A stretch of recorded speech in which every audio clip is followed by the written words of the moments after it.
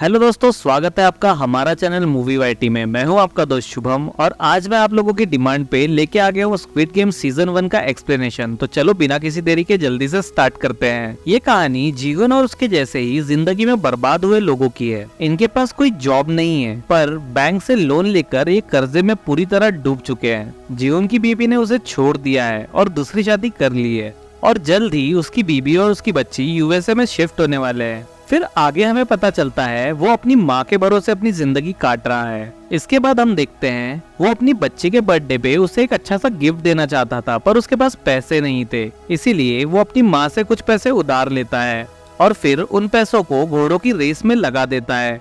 और इस बार जीवन की किस्मत बहुत ही ज्यादा अच्छी होती है, वो ये गेम जीत जाता है। पर तभी कुछ लोग उसे वहाँ ढूंढते हुए आ जाते हैं और फिर हमें पता चलता है कि उसने उन लोगों से भी पैसे उधार लिए थे। फिर वो लोग उसका पीछा करने लगते हैं और उन लोगों से पीछा छुड़ाते वक्त एक लड़की जीवन का जेब काट लेती है। फिर जीवन उन लोगों से अपनी जान बचाने के लिए अपने बॉडी ऑर्गन्स उनके नाम लिख देता है और वो उन्हें कहता है कि वो जल्द ही उन्हें उनके पैसे लौटा देगा। और इसी वजह से उसका पूरा प्लान चौपट हो जाता है और वो आखिरकार खाली हाथ अपनी बेटी का बर्थडे मनाने के लिए चला जाता है। फिर उसकी बेटी को उसके घर छोड़ के वापस आते समय स्टेशन पे उसे एक आदमी मिलता है जो उसे एक गेम ऑफर करता है और वो आदमी जीवन को कहता है कि अगर जीवन हारा तो उसे एक थप्पड़ मिलेगा और अगर वो जीता तो उसे पैसे मिलेंगे। फिर इसके बाद कई सारे थप्पड़ खाने के बाद फाइनली जीवन जीत जाता है और जैसा कि उस आदमी ने वादा किया था वो उसे पैसे देता है और उसके साथ अपना एक कार्ड देता है और कहता है ऐसे ही बच्चे वाले गेम खेल के अगर पैसे कमाना चाहते हो तो इस नंबर पे कॉल करके अपना रजिस्ट्रेशन कर लो। फिर हम देखते हैं जीवन तुरंत ही रजिस्ट्रेशन कर देता है। फिर नेक्स्ट सीन में हम देखते हैं कुछ मास्क पहने हुए लोग उसे बेहोश करके एक सिगरेट जगह पे ले जाते हैं और जब उसे होश आता है वो देखता है कि यहाँ उसके अलावा 455 प्लेयर और भी है और जीवन का नंबर 456 होता है। फिर कुछ ही देर बाद वहाँ पे मास्क पहने गार्ड आ जाते हैं और उन सभी प्लेयर्स को ये गेम के रूल समझाने लगते हैं और ये होता है इनका लीडर। रूल्स एंड रेगुलेशन समझाने के बाद शुरू होता है पहला गेम और उन्हें पता चलता है कि 6 दिन में टोटल 6 गेम्स खेले जाएंगे और आखिर में जो इस गेम को खेल के इसका विनर बनेगा उसे मिलेगा ढेर सारा पैसा। और फिर हमें पहला गेम दिखाया जाता है जिस गेम का नाम होता है रेड लाइट ग्रीन लाइट और इसके रूल्स काफी सिंपल होते हैं। ग्रीन लाइट पे आपको आगे बढ़ना है एंड रेड लाइट पे आपको रुकना है और अगर रेड लाइट पे आप जरा सा भी हिले तो आप एलिमिनेट कर दिए जाओगे, यानी कि आपको मार दिया जाएगा। इसके बाद ये डेडली गेम यहाँ शुरू होता है और वो सारे लोग ये देख के शॉक थे कि सही में वहाँ पे उनको मारा जा रहा था। इसके बाद हम देखते हैं यहाँ पे कई सारे लोग मारे जा चुके हैं। जीवन भी इस गेम में ऑलमोस्ट मरने ही वाला था पर यहाँ पे एक अब्दुल अली नाम का प्लेयर होता है जिसका नंबर होता है 199। वो उसे बचा लेता है। अब जैसे कि उनके साथ इतना कुछ हो चुका था वो सब डिसाइड करते हैं कि उन्हें ये गेम और नहीं खेलना। जीवन भी गेम क्विट करने का डिसाइड कर लेता है और रूल्स के अकॉर्डिंग अगर मेजॉरिटी प्लेयर गेम क्विट करना चाहते हैं तो वो लोग प्लेयर्स को उनके घर पहुंचा देंगे। इसके बाद फिर वोटिंग चालू होती है और वोटिंग के रिजल्ट के हिसाब से मेजॉरिटी लोग गेम क्विट करना चाहते थे, इसीलिए ये गेम यहीं पे बंद हो जाता है। और इसके बाद हम देखते हैं सभी प्लेयर्स को बेहोश करके वो उन्हें उनके घर पहुंचा देते हैं और वापस जाते ही जीवन सबसे पहले पुलिस स्टेशन जाता है और उन्हें सारी बात समझा के बताता है कि उनके साथ क्या क्या हुआ। पर उसकी बात पे वहाँ कोई यकीन नहीं करता, लेकिन जीव के हाथ में कार्ड देख के डिटेक्टिव जोनो उसका पीछा करता है क्योंकि जोनो का भाई भी कुछ टाइम पहले गायब हो गया था और उसके गायब होने से पहले उसने ऐसा ही एक कार्ड पीछे छोड़ दिया था।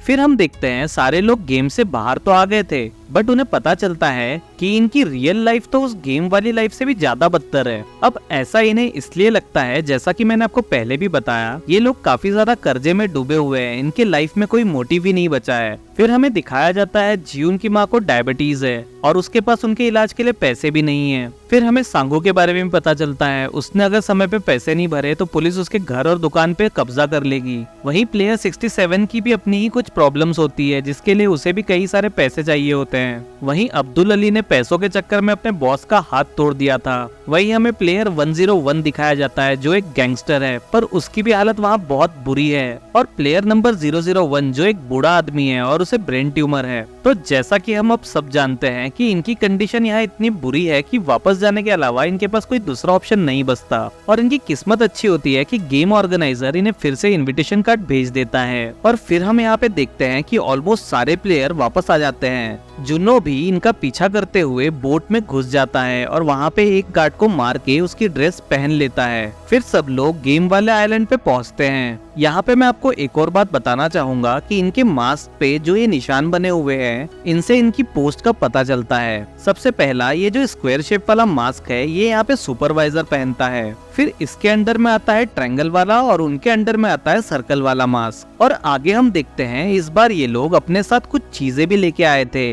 जैसे कि सिगरेट, नाइफ। और फिर ये लोग आगे डिसाइड करते हैं कि अपनी अपनी टीम बना लेंगे और टीम बना के साथ में खेलेंगे।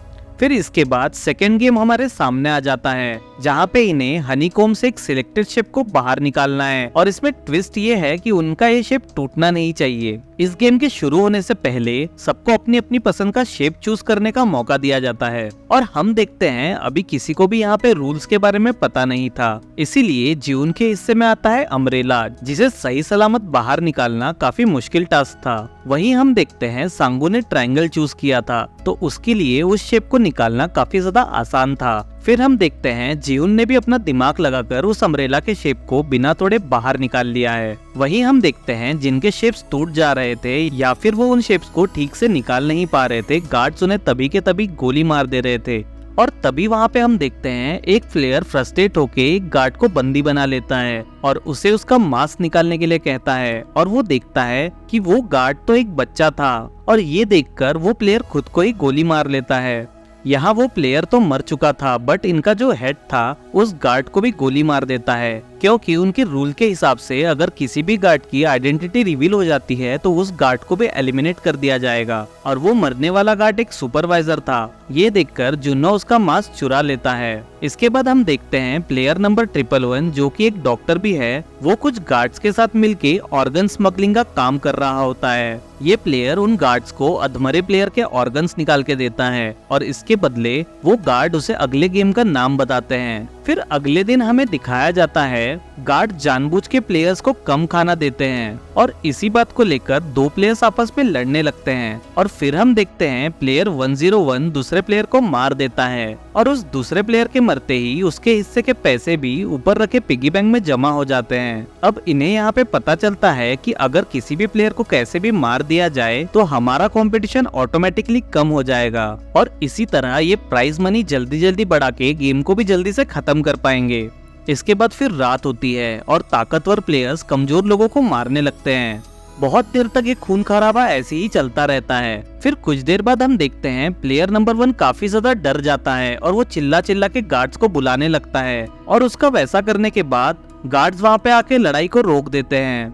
फिर हम देखते हैं रात को जूनो के बाजू वाला गार्ड उसको कुछ मैसेज भेज रहा था, क्योंकि जूनो ने जिस गार्ड की जगह ली थी वो भी ऑर्गन स्मगलिंग के बिजनेस में शामिल था। फिर तीसरे गेम की बारी आ जाती है और गार्ड्स प्लेयर्स को 10 मेंबर्स की टीम बनाने के लिए कहते हैं। अब क्योंकि इस डॉक्टर ने 101 की गैंग ज्वाइन कर ली थी, इसीलिए डॉक्टर प्लेयर 101 को पहले ही बता देता है कि third game tug of war होने वाली है। ये वही गेम है जिसमें दोनों टीम्स रस्सी खींच के एक दूसरे को अपने तरफ खींचती है। इसी वजह से प्लेयर 101 प्लेयर 202 को धोखा देके अपनी टीम से निकाल देता है और अपनी टीम के लिए 10 नौजवान ताकतवर बंदों को ढूंढ लेता है। इधर हम देखते हैं कि जीवन की टीम में सारे कमजोर लोग भर चुके थे। फिर प्लेयर नंबर 1 इन सबको बताता है कि ये जो गेम है ये सिर्फ मसल पावर का गेम नहीं है, बल्कि माइंड गेम है। और फिर हम आगे देखते हैं कि ये लोग इस गेम को भी दिमाग लगाकर पार कर लेते हैं। फिर नेक्स्ट सीन में हम देखते हैं जुनो स्क्वायर मास्क की मदद से अपने खोए हुए भाई की इंफॉर्मेशन निकलवाने के लिए चला गया है और उसको हेड ऑफिस में जाके पता चलता है कि स्क्विड गेम बरसों से चला आ रहा था और उसका भाई भी 2015 का स्क्विड गेम जीत चुका है। इसके बाद स्टोरेज में छुपा जिन्नो वहाँ के हेड को फोन पे बात करते हुए सुन लेता है और तब उसे पता चलता है कि अब वो लोग वीआईपीज़ के स्वागत की तैयारी कर रहे हैं। और इसके बाद ही हमें गेम नंबर 4 दिखाया जाता है। इस गेम में उन्हें सब प्लेयर्स को जोड़ियां बनाने के लिए कहा जाता है। इसके बाद हम देखते हैं सभी अपने अपने फेवरेट पार्टनर को चूज करके जोड़ी बना लेते हैं और यहाँ हम देखते हैं प्लेयर 212 को कोई भी पार्टनर नहीं मिलता, तो गार्ड्स उसे पकड़ के गेम से बाहर ले जाते हैं। फिर हमें इस गेम का एक ट्विस्ट पता चलता है। इस गेम में उन्हें अपने पार्टनर के साथ ही मुकाबला करना था और जो हार जाएगा वो एलिमिनेट हो जाएगा। फिर आगे हम देखते हैं दोनों प्लेयर्स को इस गेम में 10-10 मार्बल्स दिए जाते हैं और आखिर में जिसके पास सारे मार्बल्स होंगे वही विनर होगा। फिर हम अगले सीन में देखते हैं प्लेयर नंबर 240 के पास जीने का कोई मकसद नहीं था, ना इसके पास कोई फैमिली थी और ना ही कोई दोस्त। इसीलिए वो जानबूझ के गेम हार जाती है ताकि सामने वाली लड़की अपने भाई के साथ एक अच्छी जिंदगी बिता सके। और इधर दूसरी तरफ हम देखते हैं कि सांगू ने अली के भोलेपन का फायदा उठा के उससे सारे मार्बल चुरा लिए। और इधर हम देखते हैं कि अपना जीवन भी कम नहीं था, वो प्लेयर नंबर 1 के भूलने की बीमारी का फायदा उठा के उसे धोखे से हराने लगता है और वो उससे ऑलमोस्ट जीत ही गया था। पर लास्ट मोमेंट पे बूढ़ा आदमी उसे बताता है कि उसके पास अभी भी एक मार्बल बाकी है। और फिर हमें दिखाया जाता है कि बूढ़ा आदमी पहले से ही जानता था कि जीवन उसके साथ धोखा कर रहा था, पर दोस्ती में उसने अपने आखिरी मार्बल को भी उसे दे दिया। और ये सीन यहाँ पे बहुत ही ज्यादा इमोशनल होता है। फिर वापस आके इन्हें पता चलता है कि मिनियो अभी भी जिंदा है। और अगले सीन में हम देखते हैं कि वहाँ पे वीआईपीज़ भी आ चुके थे। ये वीआईपीज़ वो अमीर लोग हैं जो कि मजे लेने के लिए इस गेम में आते हैं। फिर हम देखते हैं वो लोग स्पेशल एक सेपरेट रूम में जाके इस गेम को लाइव देखने की तैयारी करते हैं। फिर हमें यहाँ पे पता चलता है कि किसी रीजन की वजह से गेम का होस्ट इन वीआईपीज़ को यहाँ पे ज्वाइन नहीं कर पाया। इसी बीच जुनो भी यहाँ पे छुपकर मास्क बदल के सर्विंग स्टाफ में शामिल हो जाता है। फिर हम देखते हैं एक वीआईपी जिन्नो में काफी ज्यादा इंटरेस्ट ले रहा था, इसीलिए जिन्नो उसे एक प्राइवेट रूम में लेके जाता है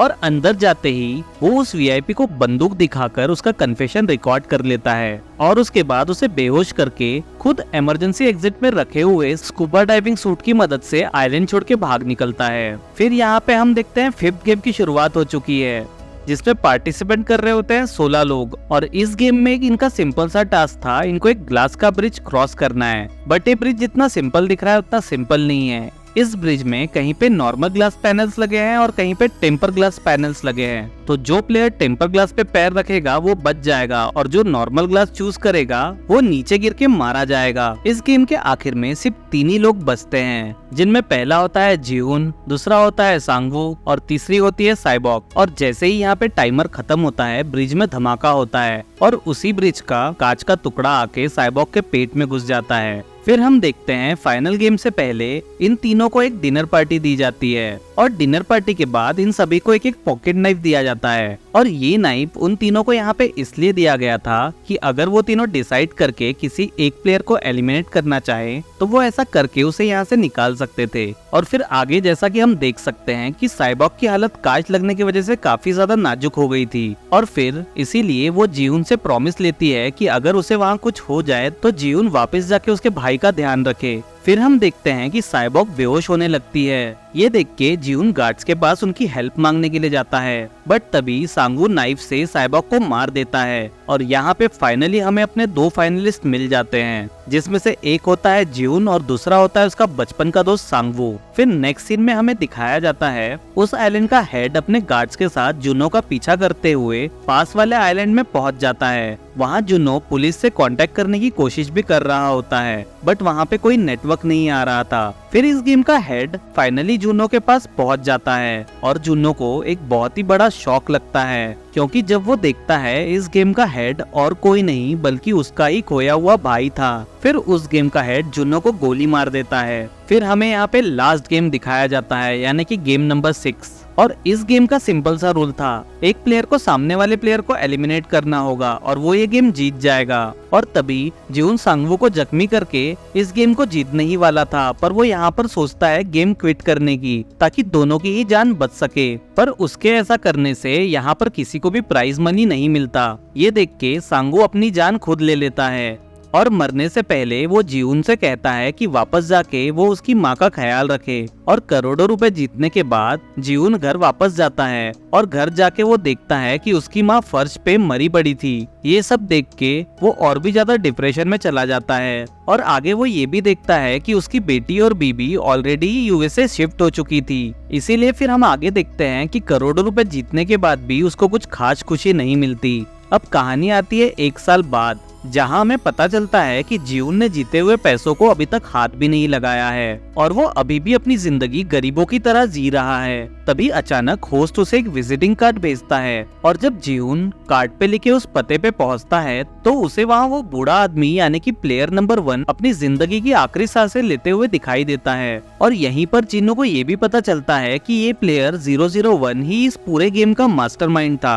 और फिर वो बूढ़ा आदमी उसे कहता है कि एक्सट्रीम गरीब और एक्सट्रीम अमीर लोगों में दोनों में एक चीज बड़ी ही कॉमन होती है, वो ये कि इन दोनों की लाइफ में एक्साइटमेंट नाम की कोई चीज नहीं होती। जो बहुत अमीर होते हैं वो अपनी सारी ख्वाहिश पूरी कर लेते हैं और फिर जल्दी उनकी लाइफ में सारा फन खत्म हो जाता है और इसीलिए वो फन वापस लाने के लिए उसने ये स्क्विड गेम शुरू किया था। और फिर वो जीउन से कहता है कि उन सारे प्लेयर्स को हमने गेम छोड़ के वापस जाने का चांस भी दिया था, बट वो लोग फिर भी पैसा कमाने के लिए वापस आ गए। इसीलिए प्लेयर नंबर 1 को लगता है कि उसका जो डिसीजन था वो एकदम सही था। और वो जीउन को ये भी कहता है कि दुनिया में इंसानियत जैसी अब कोई चीज बाकी नहीं रही। यहाँ पर थोड़ी बहुत बातचीत होने के बाद बूढ़ा आदमी अपना दम तोड़ देता है और जीउन उसकी सारी बातें सुनने के बाद सारे पैसों को सही जगह पर इस्तेमाल करने की सोचता है। फिर वो साइबो के भाई को शेल्टर से उठाकर सांगू की माँ के पास लेके जाता है और उन्हें वहाँ अच्छे खासे पैसे देने के बाद खुद अपनी बेटी से मिलने के लिए यूएसए की तरफ निकल पड़ता है। पर तभी उसे वहाँ पे वो आदमी मिलता है जो उसे स्टार्टिंग में मिला था और वो ये देख के हैरान हो जाता है वो फिर किसी गरीब को फंसा रहा है। और फिर जीउन जाकर उस मजबूर आदमी के हाथ से वो कार्ड छीनकर उसे वापस घर जाने के लिए कहता है और फ्लाइट पर बैठने से पहले जीउन उस कार्ड पर लिखे हुए नंबर पे कॉल करता है और वो उनको कहता है कि मैं तुम्हें कभी माफ नहीं करूंगा। और तभी उसे पता चलता है कि वो लोग कंटिन्यूअसली जीउन पे नजर रखे हुए थे। और ये सुनते ही जीउन यूएसए जाने का प्लान कैंसिल कर देता है और एयरपोर्ट से वापस आ जाता है। मतलब यहाँ पे हमें एक बात बिल्कुल क्लियर हो जाती है कि सेकेंड सीजन में वो अपना बदला लेगा और ये सीजन यहीं पे खत्म हो जाता है। तो दोस्तों, जैसा आपने कमेंट किया था सीजन 1 और सीजन 2 अपलोड करने के लिए, उनमें से सीजन 1 तो मैं लेके आ गया हूँ और जल्दी ही सीजन 2 भी डाल दूंगा। तब तक आप लोग ऐसे ही लाइक करो, कमेंट करो और ऐसे ही लेटेस्ट मूवीज और सीरीज सबसे पहले देखने के लिए सब्सक्राइब करो हमारा चैनल मूवी वाईटी। तब तक के लिए बी सेफ, बी क्यूरियस।